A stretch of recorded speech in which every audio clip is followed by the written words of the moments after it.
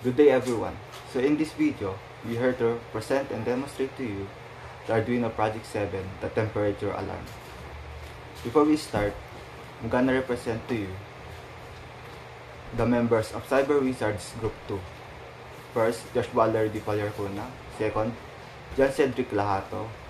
Third, Christian Barwado. And last is Ashik Alcinal. What is temperature alarm in Arduino?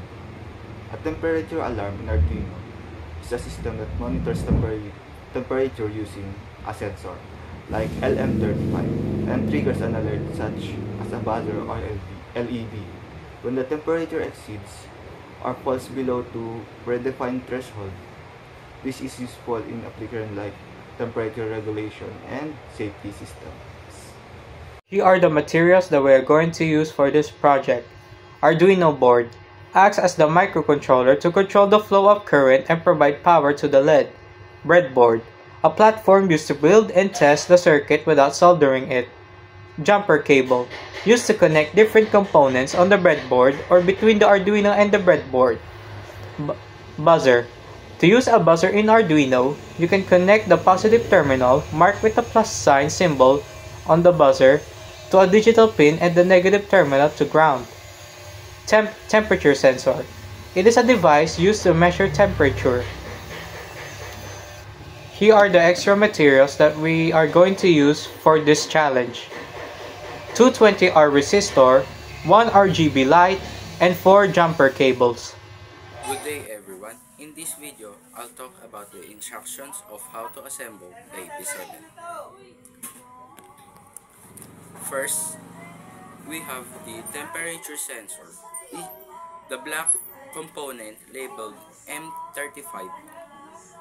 A temperature sensor that provides an analog output proportional to the temperature. The sensor has 3 pins.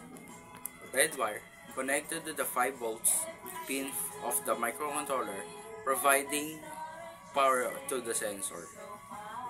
Black wire connected to the GND pin, grounding the circuit.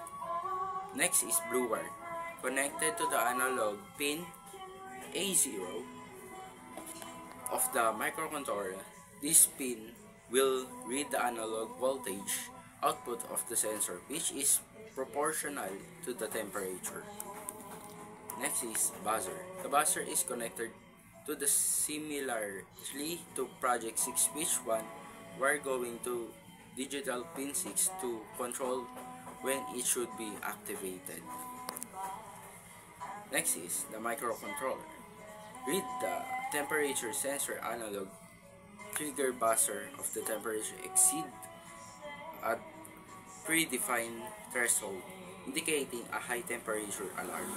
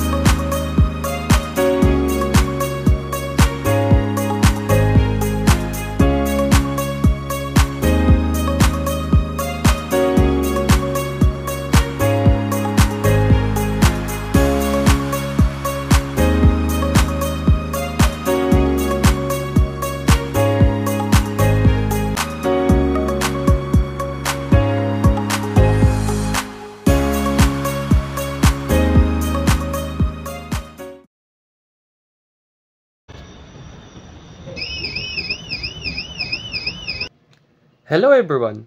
In this video, I'm going to talk about how our AP7 code works. So first off is buzzer pin equals to 8. The pin on the Arduino where the buzzer is connected.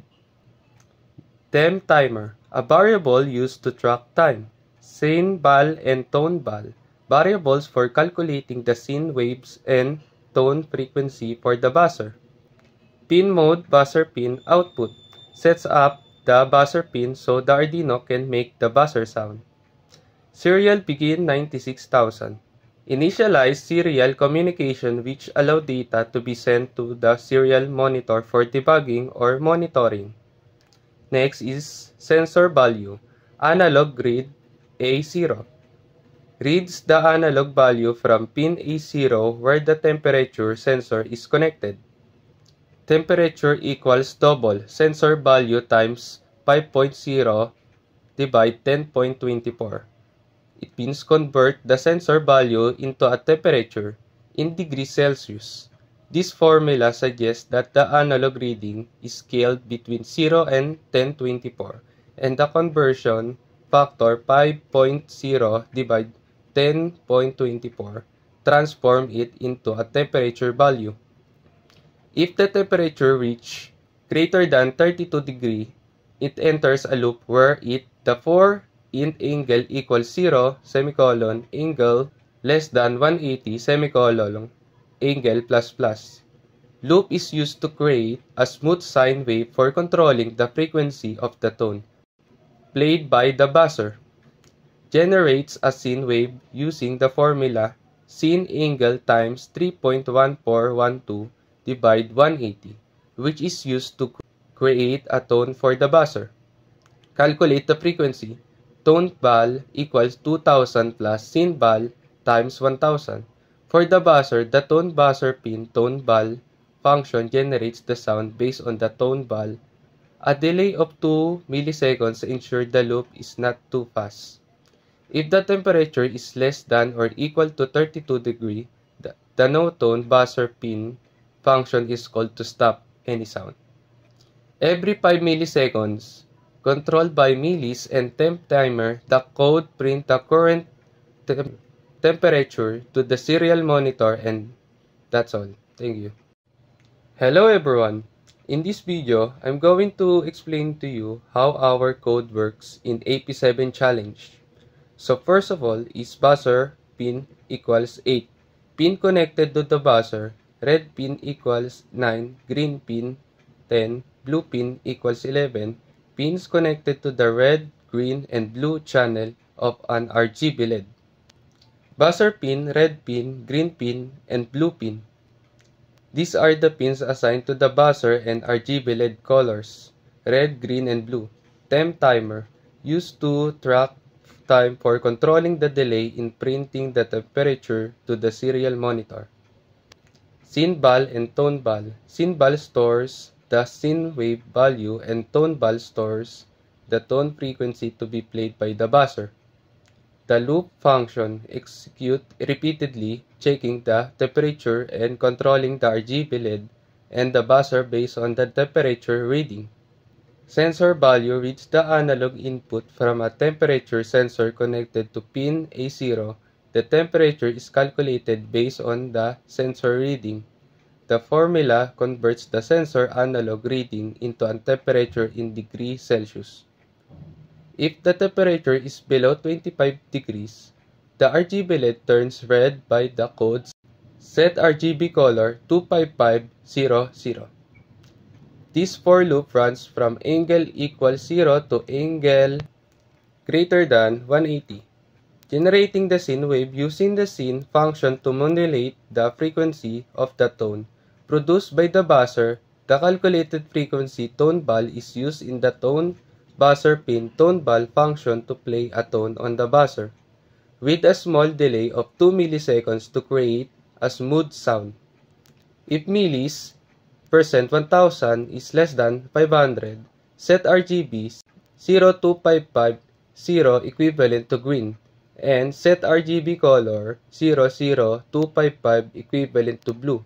150 is pink.